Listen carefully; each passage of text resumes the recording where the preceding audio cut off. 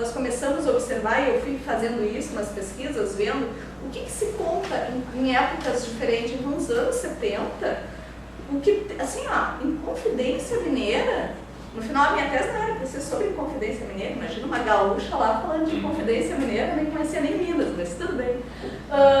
Mas Inconfidência Mineira era o tema que mais aparecia, e convenhamos, Inconfidência Mineira de 68 até 83, poxa, quer dizer alguma coisa, né?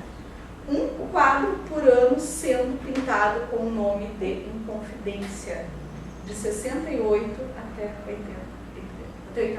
É fantástico isso. Eu consegui um livro, eu fiquei uma noite lá no Rio de Janeiro, depois esperando o dono de uma empresa chegar para pedir um livro para ele, porque ele que tinha feito, tinha patrocinado o livro, não tinha como conseguir, disseram, não, mas o seu fulano deve conseguir para ti. E eu lá no fim do mundo, no Rio de Janeiro, quase 8 horas da noite, eu me perguntando, eu sou louca, o que eu estou fazendo aqui? Vou ser assaltada, como é que eu volto para o meu hotel? E nisso ele chegou, e daí ele adorou que eu fui lá pedir um livro, me deu o livro. E foi a melhor coisa que eu fiz, porque era um quadro por ano com o nome de Inconfidência. Então, no final da tese, virou sobre a questão da Inconfidência Mineira, porque a Inconfidência Mineira é a grande temática abordada nos anos 70 no cinema brasileiro. E nas artes plásticas também. Mas não só isso, várias outras revoltas foram abordadas no cinema. Se eu não posso falar por outros motivos, por outros meios, eu posso ressemantizar questões que são, e que é coisa mais aceita pelo regime militar do que falar sobre o Tiradentes, né, que é o patrono, do que falar sobre Inconfidência. Então é um tema que é aceito, é apoiado, é bom, de um certo modo, mas que pode ser ressemantizado para falar das lutas, das expectativas, da impossibilidade de luta. Tem um dos filmes que é uma das coisas, eu adoro aquele filme, é uma pena que esse filme não tenha sido resgatado, que é Ladrões de Cinema, que é um grupo de favelados lá do Rio de Janeiro que roubam uma câmera de cinema de uns americanos. Olhem só, uns brasileiros pobres roubam a câmera dos americanos e resolvem fazer um filme. Aí eles ficam pensando, que filme a gente vai fazer? E eles resolvem fazer, vamos fazer Chica da Silva. Não, Chica da Silva é lá da outra escola de samba. O nosso é, então vamos fazer Tiradentes. A gente disse, vamos fazer uma pornô chanchada. Pô, mas a gente está no morro, o que é isso? Olha as crianças, não? Tá, então vamos fazer Tiradentes. Legal, Tiradentes, tal, morreu por nós, nos deu feriado nacional. Tiradentes. E aí eles fazem Tiradentes, a Inconfidência Mineira, vestidos com as roupas de carnaval. E eles fazem a Inconfidência andando pelas ruas da favela, de uma favela lá no Rio de Janeiro. Ou seja, algo assim que eu achei lindo, porque quando a gente lê os autos de Devassa, é cheio de gente.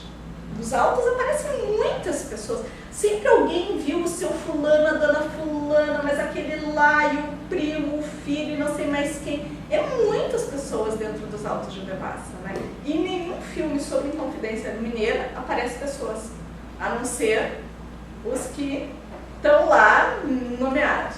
Aí, ao andar pelas ruas da favela, eles reincorporam as pessoas.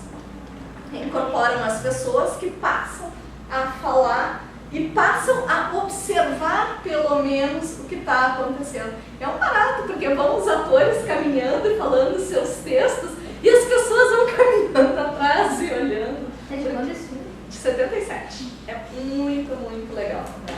Então, a gente tem aí toda uma relação de cinema, de história, de passado, de presente, e que é muito interessante. E isso, justamente, me é possível muito em função do Robert Rosenstock, que reabilita a questão deste tipo de filme para pensar não só o presente, mas também o discurso sobre o passado. No Brasil, é recente, tá? Nos últimos 10 anos, mais ou menos, eu defendi minha tese em 99, de lá para cá, novos trabalhos apareceram, mas na época éramos só eu, o Jorge Nova e o Alcides Freire Ramos,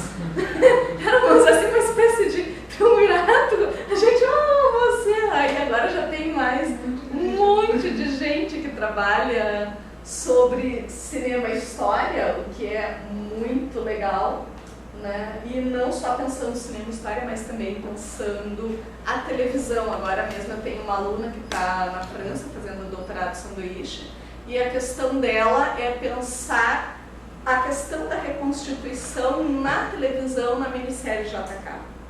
Então ela está fazendo um trabalho muito bonito, né, sobre a minissérie. Como eu acho que isso aqui é uma classificação que eu acabei criando na minha tese, que são os diferentes tipos de filmes, porque é uma questão interessante. Uma vez até me botaram para ser tradutora de um professor francês, pobre de mim, que era da área da semiótica, eu quase morri. E aí, enquanto ele falava, e ele foi falando sobre diferentes tipos de filme, daí eu parei e olhei assim e disse: não concordo com essa sua classificação por isso.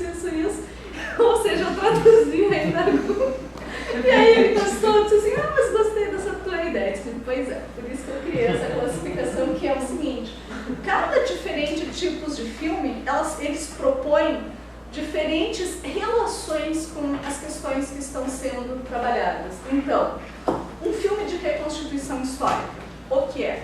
Um filme que se coloca olhando o passado em relação ao seu tempo de produção. Então, por exemplo, se eu quiser reconstituir algo que aconteceu há um mês atrás, eu já estou no espaço do passado, né? Eu já estou reconstituindo um evento que aconteceu. Mas os filmes de reconstituição histórica, então, eles estão voltados para o passado, daquele em relação ao tempo de produção. Eles têm minimamente uma pesquisa para manter a coerência com o registrado, né? Mesmo estes filmes que eu estava falando, eles têm livros. Isso é uma coisa muito interessante, porque a maioria traz nos créditos os livros em que se apoiaram, os historiadores que auxiliaram, todos eles têm uma necessidade de ratificar a pesquisa que foi feita. Até os documentários da Discovery tem isso, e do History Channel tem isso, né? Quem são os historiadores que participaram desse processo de reconstituição? Então, há esta questão e se baseia em algum fato que efetivamente aconteceu ou na biografia de alguém. Esse tipo de material, ele é extremamente importante no sentido em que se ele busca a fonte histórica para pesquisar, ou se ele busca um historiador, ou enfim, se ele tem essa coerência com o já registrado, ele é também um discurso sobre esse passado. Ele se coloca junto com a historiografia enquanto leitura para aquele passado. Normalmente são os filmes que os professores adoram levar para a sala de aula, né?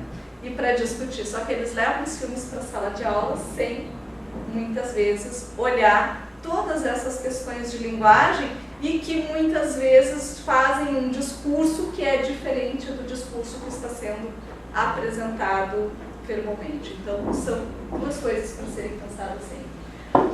Os filmes de época são aqueles filmes que trabalham com o passado, mas necessariamente não reconstituindo um evento, mas nos ajudam a perceber as ambiências daquele momento e também o nosso imaginário sobre aquele momento. Por exemplo, um filme como O Nome da Rosa nos traduz uma ideia de Idade Média enquanto Idade das Trevas, né? Então, toda a concepção do filme, dos mosteiros, do que são as ordens e tal, fala sobre um passado, mas também sobre o nosso imaginário.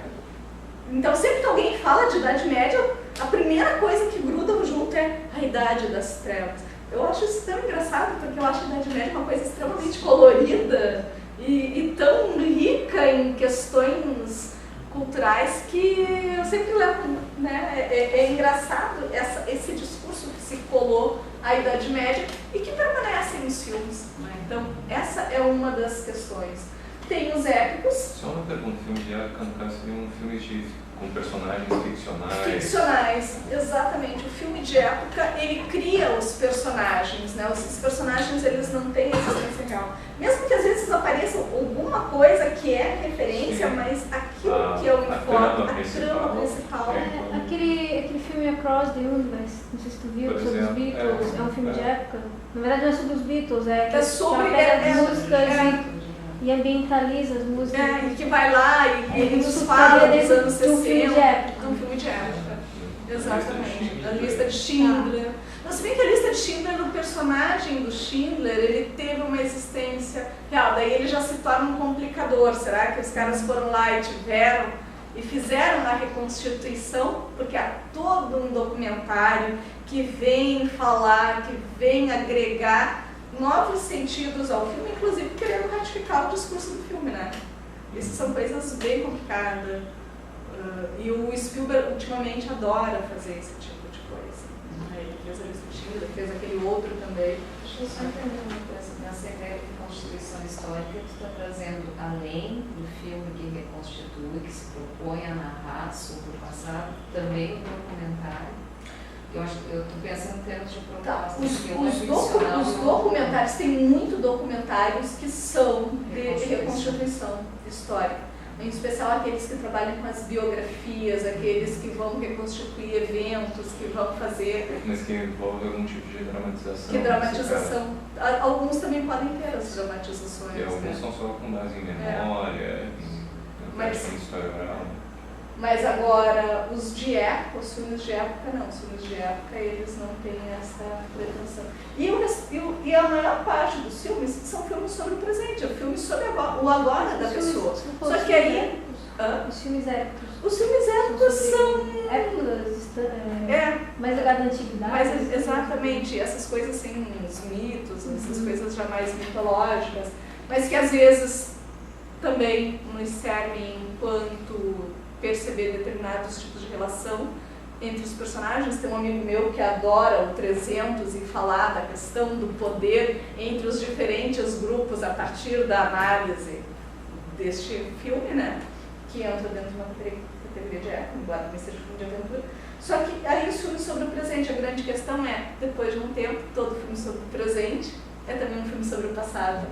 E aí ele se torna um incrível material também de análise, né? Hoje, quando eu olho os filmes dos anos 80, que a gente assiste, que eu uso sempre como exemplo, porque todo mundo assistiu na sessão da tarde, então os filmes dos anos 80 nos falam de um tipo de juventude, de um tipo de comportamento.